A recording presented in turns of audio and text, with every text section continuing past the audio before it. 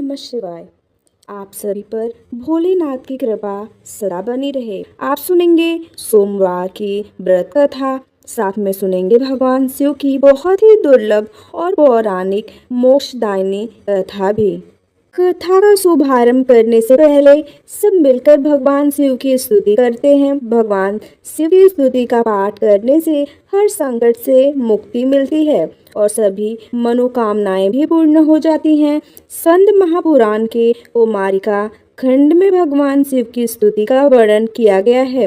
अगर आप भी भोलेनाथ की कृपा प्राप्त करना चाहते हैं तो चलिए आपको सुनाते हैं भगवान शिव की स्तुति हिंदी में। संत जी बोले, सब प्रकार के रोग शोक से रहित हैं, उन कल्याण स्वरूप भगवान शिव को नमस्कार है। जो सबके भीतर मन रूप से निवास करते हैं, उन भगवान शिव को नमस्कार है। संपूर्ण देवताओं से पूजित भगवान शंकर को नमस्कार है। भक्त जनों पर निरंतर कृपा करने वाले आप भगवान महेश्वर को नमस्कार है। सबकी उत्पत्ति के कारण भगवान भव को नमस्कार है। भगवान आप भव के उद्भव संसार के सृष्टा हैं, आपको नमस्कार है। कामदेव का विध्वंस करने वाले आपको नमस्कार है। आप गुण भाव से महान व्रत का पालन करने वाले हैं, आपको नमस्कार है। आप माया रूपी गहन वन के आश्रय हैं अथवा सबको आश्रय देने वाला आपका स्वरूप योग माया समावृत होने के कारण दुर्बोध है, आपको नमस्कार है। प्रलय काल में जगत का संहार करने वाले सर्व नामधारी आपको नमस्कार है। शिवरूप आपको नमस्कार है। आप पुरातन सिद्ध रूप हैं, आपको नमस्कार है। काल रूप आपको नमस्कार है। आप सबकी कलना करने वाले होने के कारण काल नाम से प्रसिद्ध हैं, आपको नमस्कार है। आप काल की कला का अतिक्रमण करके उससे बहुत दूर रहते हैं, आपको नमस्कार है। आप स्वाभाविक ऐश्वर्य से संपन्न हैं, आपको नमस्कार है। आप अप्रमेय महिमा वाले वृषभ तथा महासमृद्धि से संपन्न हैं, आपको नमस्कार है। आप सबको शरण देने वाले हैं, आपको नमस्कार है। आप ही निर्गुण ब्रह्म हैं, आपको नमस्कार है। आपके अनुगामी सेवक भयानक गुण संपन्न हैं, आपको नमस्कार है। नाना भुवनों पर अधिकार रखने वाले आपको नमस्कार है। भक्तों को मनोवांछित फल प्रदान करने वाले आपको नमस्कार है। भगवान आप ही कर्मों का फल देने वाले हैं, आपको नमस्कार है। आप ही सबका धारण पोषण करने वाले धाता तथा उत्तम करता है, आपको सर्वदा नमस्कार है। आपके अनंत रूप हैं, आपका कोप सबके लिए असह्य है, आपको सदैव नमस्कार है। आपके स्वरूप का नाम कोई माप नहीं हो सकता, आपको नमस्कार है। वृषभेंद्र को अपना वाहन बनाने वाले आप भगवान महेश्वर को नमस्कार है। आप सुप्रसिद्ध महौषध रूप हैं, आपको नमस्कार है। समस्त व्याधियों का विनाश करने वाले आपको नमस्कार है। आप चराचर स्वरूप सबको विचार तवन निर्णयात्मिका शक्ति देने वाले कुमारनाथ के नाम से प्रसिद्ध तथा परम कल्याण स्वरूप हैं, आपको नमस्कार है। प्रभु आप मेरे स्वामी हैं, संपूर्ण भूतों के ईश्वर एवं महेश्वर हैं। आप ही समस्त भोगों के अधिपति हैं। वाणी बल और बुद्धि की अधिपति भी आप ही हैं। आप ही क्रोध और मोह पर शासन करने वाले हैं। पर और अपर के स्वामी भी आप ही हैं। सबकी हृदय गुहा में निवास करने वाले परमेश्वर तथा मुक्ति के अधीश्वर भी आप ही हैं, आपको नमस्कार है। शिव जी ने कहा, जो लोग सायंकाल और प्रातः काल पूर्ण भक्ति पूर्वक तुम्हारे द्वारा की हुई इस स्तुति से मेरा स्वतः करेंगे, उनको जो फल प्राप्त होगा उसका वर्णन करता हूँ। सुनो, उन्हें कोई रोग नहीं होगा, दरिद्रता भी नहीं होगी तथा प्रियजनों से कभी वियोग भी नहीं होगा। वे इस संसार में दुर्लभ भोगों का उपभोग करके मेरे परम धाम को प्राप्त करेंगे। इस प्रकार से श्री स्कंद महापुराण के कुमारिका खंड में शिव स्तुति संपूर्ण हुई। पौराणिक कथा के अनुसार अमरावती नगर में एक धनी व्यापारी रहा करता था। दूर दूर तक उसका व्यापार फैला हुआ था। नगर में उस व्यापारी का सभी लोग बहुत मान सम्मान करते थे। इतना सब कुछ होने पर भी वह व्यापारी मन से बहुत दुखी था, क्योंकि उस व्यापारी का कोई पुत्र जो नहीं था। दिन दिन रात उसे बस एक ही चिंता सताती रहती थी कि उसकी मृत्यु के बाद उसे इतने बड़े व्यापार और धन संपत्ति को कौन संभालेगा। पुत्र प्राप्ति की इच्छा से वह व्यापारी हर सोमवार भगवान शिव की व्रत और पूजा किया करता था। सायंकाल को वह व्यापारी शिव मंदिर में जाकर भगवान शिव के सामने घी का दीपक भी जलाता था। उस व्यापारी की भक्ति देखकर एक दिन देवी पार्वती ने भगवान शिव से कहा, हे प्रभु, यह व्यापारी आपका सच्चा भक्त है। इतने दिनों से यह सोमवार का व्रत और पूजा नियमित कर रहा है। भगवान, आप इस व्यापारी की मनोकामना अवश्य पूर्ण करें। तब भगवान शिव ने मुस्कुराते हुए कहा, हे पार्वती, इस संसार में सबको उसी कर्म के अनुसार फल की प्राप्ति होती है। रानी जैसा कर्म करते हैं उन्हें वैसा ही फल मिलता है। इसके बाद भी देवी पार्वती नहीं मानी। उन्होंने बार बार आग्रह करते हुए कहा, हे महादेव, हे प्रभु, आपको इस व्यापारी की इच्छा पूरी करनी ही पड़ेगी। यह आपका अनन्य भक्त है। हर सोमवार आपका विधिवत व्रत रखता है और पूजा अर्चना के बाद आपको भोग लगाकर एक समय ही भोजन भी ग्रहण करता है। आपको इसे पुत्र प्राप्ति का वरदान तो देना ही होगा। प्रभु देवी पार्वती का इतना आग्रह देखकर भगवान शिव ने कहा, देवी, तुम्हारे आग्रह पर मैं इस व्यापारी को पुत्र प्राप्ति का वरदान देता हूँ, लेकिन इसका पुत्र 16 वर्ष से अधिक जीवित नहीं रहेगा। उसी रात भगवान शिव ने स्वप्न में उसे व्यापारी को दर्शन देकर उसे पुत्र प्राप्ति का वरदान दिया और उसे पुत्र के 16 वर्ष तक जीवित रहने की बात भी बताई। भगवान के वरदान से उस व्यापारी को खुशी तो हुई, लेकिन अल्पायु की चिंता ने उस खुशी को नष्ट कर दिया। व्यापारी अब भी पहले की तरह सोमवार का विधिवत व्रत करता रहा। कुछ महीने पश्चात उसके घर में एक बहुत ही सुंदर पुत्र उत्पन्न हुआ। पुत्र जन्म से व्यापारी के घर में खुशियां भर गईं। बहुत धूमधाम से पुत्र जन्म का समारोह मनाया गया। व्यापारी को पुत्र जन्म की अधिक खुशी नहीं हुई, क्योंकि उसे पुत्र की अल्प आयु के रहस्य का पता था, लेकिन यह रहस्य घर में किसी और को मालूम नहीं था।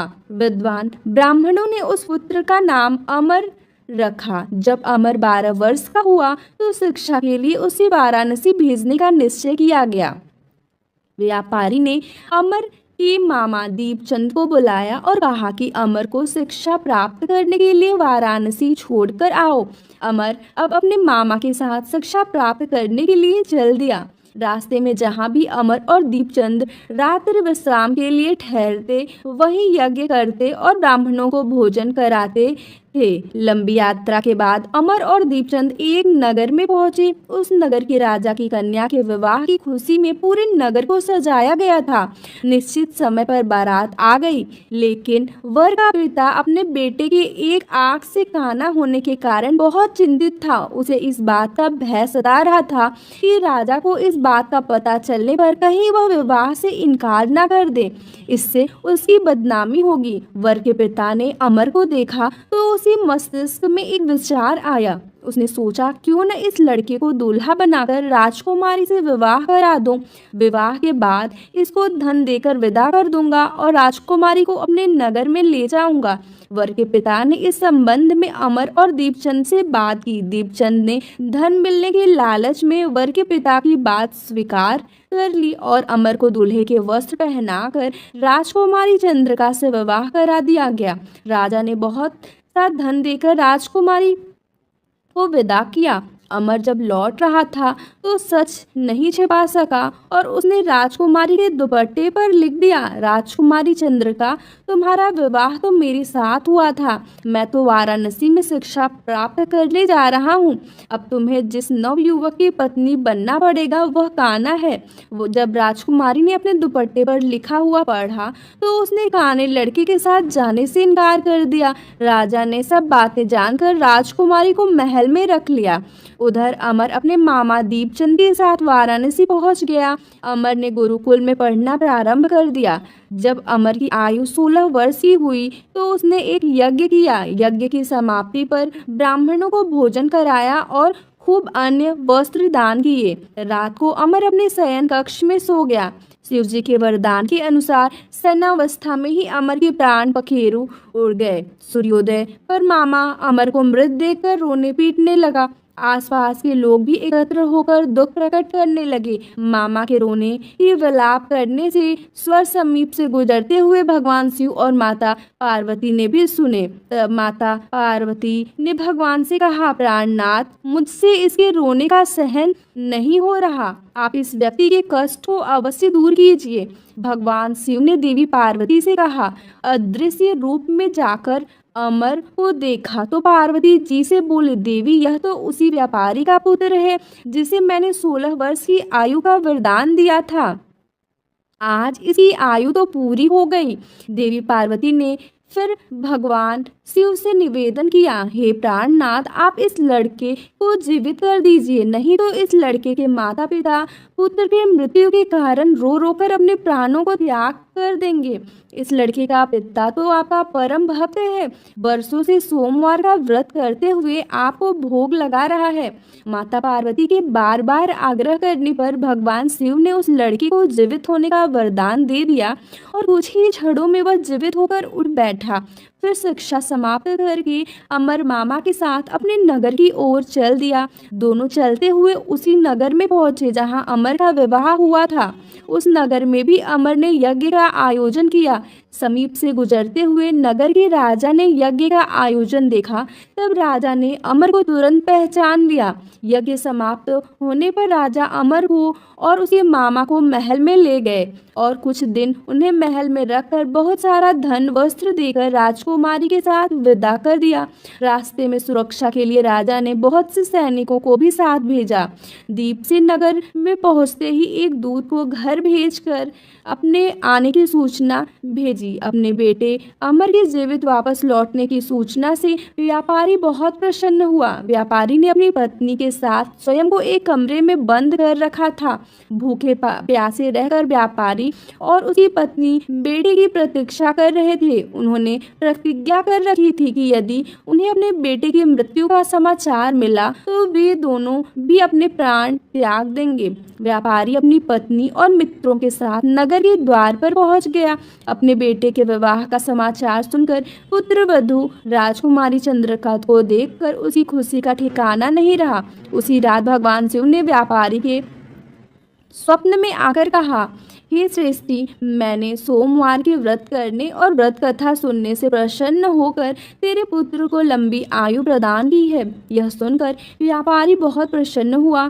सोमवार का व्रत करने से व्यापारी के घर में खुशियां लौट आई। शास्त्रों में लिखा है कि जो स्त्री पुरुष सोमवार का विधिवत व्रत करते और व्रत कथा सुनते हैं उनकी सभी इच्छाएं महादेव की कृपा से पूरी हो जाती हैं। सोमवार व्रत कथा समाप्त। अब सुनिए भगवान शिव और माता पार्वती की कथा। एक बार भगवान शिव देवी पार्वती जी के साथ हरिद्वार भ्रमण पर गए थे। पार्वती जी ने वहां देखा कि सहस्त्र मनुष्य गंगा जी में स्नान कर हर हर गंगे कहते चले जा रहे हैं, परंतु सभी दुखी और पाप परायण हैं। तब देवी पार्वती जी ने बड़े आश्चर्य से भोलेनाथ से पूछा, हे देव, गंगा में इतनी बार स्नान करने पर भी इनके पाप और दुखों का नाश क्यों नहीं हुआ? क्या अब पवित्र गंगा जी में लोगों के पापों का नाश करने की शक्ति नहीं रही? तब भगवान शिव देवी पार्वती से कहने लगे, प्रिय, गंगा में तो आज भी वही शक्ति है, परंतु इन लोगों ने पाप नाशनी गंगा में स्नान ही नहीं किया है, तब भला इन्हें लाभ कैसे होगा? देवी पार्वती ने यह सुनकर बड़ा आश्चर्य किया। फिर पूछा, प्रभु, स्नान कैसे नहीं किया? मैं तो देख रही हूँ कि सभी तो गंगा में स्नान करके आ रहे हैं और अभी तक तो इनके शरीर भी गीले हैं। तब भगवान शिव ने कहा कि देवी, यह तो केवल जल में डुबकी लगाकर आ रहे हैं, मैं तुम्हें इनका रहस्य कल समझाऊं। अगले दिन बड़े जोर की बरसात होने लगी, सारी गलियां कीचड़ से भर गई। एक चौड़े रास्ते में गहरा गड्ढा था, उसके चारों ओर कीचड़ ही कीचड़ भरा हुआ था। भगवान शिव ने अपनी माया से एक वृद्ध रूप धारण कर लिया और एक दिन विवश की तरह गड्ढे में जाकर ऐसे पड़ गए मानो कोई मनुष्य चलता हुआ गड्ढे में गिर पड़ा हो और निकलने का प्रयास करने पर भी निकल नहीं पा रहा हो। और भगवान शिव ने देवी पार्वती को गड्ढे से थोड़ी दूर यह समझाकर बिठा दिया कि देखो, आप लोगों को सुनो सुनो कर पुकारती रहना कि मेरे वृद्ध पति अचानक गड्ढे में गिर पड़े हैं, कोई पुण्यात्मा इन्हें निकाल कर इनकी प्राण बचाए और मुझ अबला की सहायता करे। भगवान शिव ने कहा कि देवी, जब कोई भी मुझे गड्ढे से निकालने के लिए तैयार हो तब तुम उनसे बस इतना कह देना कि मेरे पति सर्वथा निष्पाप है, इन्होंने अपने जीवन में कभी कोई पाप नहीं किया है, इसलिए इन्हें वही छुए जो स्वयं निष्पाप हो। अगर आपने अपने जीवन में एक बार भी कोई भी छोटे से छोटा पाप तक नहीं किया हो तभी मेरे पति को हाथ लगाना, नहीं तो हाथ लगाते ही आप भस्म हो जाएंगे। तथास्तु कहकर देवी पार्वती जी गड्ढे के किनारे बैठ गई और फिर आने जाने वाले लोगों को भगवान शिव की सिखाई हुई बात कहने लगी।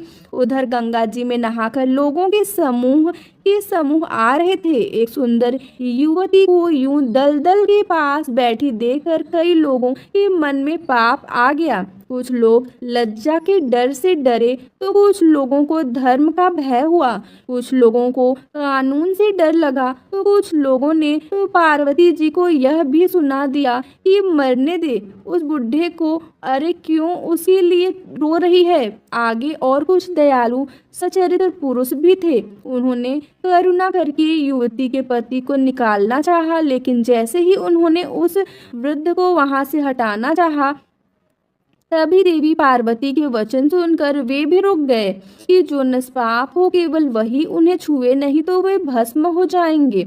उन्होंने सोचा कि हम तो गंगा में नहाकर आए हैं तो क्या हुआ, पापी तो हैं ही, कहीं हाथ न जल जाए। और इस प्रकार उन वृद्ध को निकालने के कारण कहीं इस स्त्री के कहे अनुसार हम खुद भस्म न हो जाएं। इस तरह सोचकर किसी की हिम्मत नहीं हुई कि वे उस वृद्ध को दलदल से बाहर निकाल पाए। सैकड़ों लोग आए और पूछकर चले गए। सुबह से शाम हो चली तब भगवान शिव ने देवी पार्वती से कहा, देखो आया कोई सच्चे हृदय से गंगा जी में नहाने वाला। तभी कुछ देर बाद एक जवान हाथ में लोटा लिए हर हर गंगे कहता हुआ वहां से निकला। देवी पार्वती ने उससे भी वही बात कही। उस नव युवक का हृदय करुणा से भर आया। उसने भगवान शिव को उस गड्ढे से निकालने की तैयारी की। तभी देवी पार्वती ने उसे रोका और कहा कि भाई, अगर तुम पूरी तरह से निष्पाप हो तभी मेरे पति को छूना, क्योंकि अगर तुमने जरा भी पाप किया होगा तो मेरे पति को छूने से तुम भस्म हो जाओगे। लेकिन उस नव युवक ने बिना कोई संकोच के दृढ़ निश्चय के साथ माता पार्वती से कहा, माते, मेरे निष्पाप होने में तुम्हें संदेह क्यों होगा? आपको नहीं दिखता कि मैं अभी अभी गंगा जी में स्नान करके आया हूँ? गंगा जी में गोता लगाने के बाद कभी पाप रहते हैं भला? और आपके पति को मैं अभी तुरंत निकालता हूँ। कहते ही उस नवयुवक ने वृद्ध को गड्ढे से बाहर निकाल दिया। तब भगवान शिव और माता पार्वती ने उसे अधिकारी समझकर अपना असली स्वरूप प्रकट कर उसे दर्शन देकर कृतार्थ किया। भगवान शिव ने देवी पार्वती से कहा, देवी, इतने लोगों में से बस इस एक ही ने गंगा स्नान किया है। इस दृष्टांत के अनुसार जो लोग बिना श्रद्धा और विश्वास के केवल दंभ के लिए, केवल पाखंड के लिए गंगा जी में स्नान करते हैं उन्हें वास्तविक फल नहीं मिलता। लेकिन इसका यह मतलब नहीं है कि गंगा स्नान व्यर्थ जाता है। गंगा स्नान का बहुत पुण्य भी है। गंगा स्नान करने से सभी पापों से तो मुक्ति मिलती ही है, साथ ही मोक्ष की भी प्राप्ति होती है। ऐसा हमारे धार्मिक पुराणों में वर्णन है। यह थी आज की कहानी। आपको कैसी लगी कमेंट बॉक्स में जरूर बताइएगा।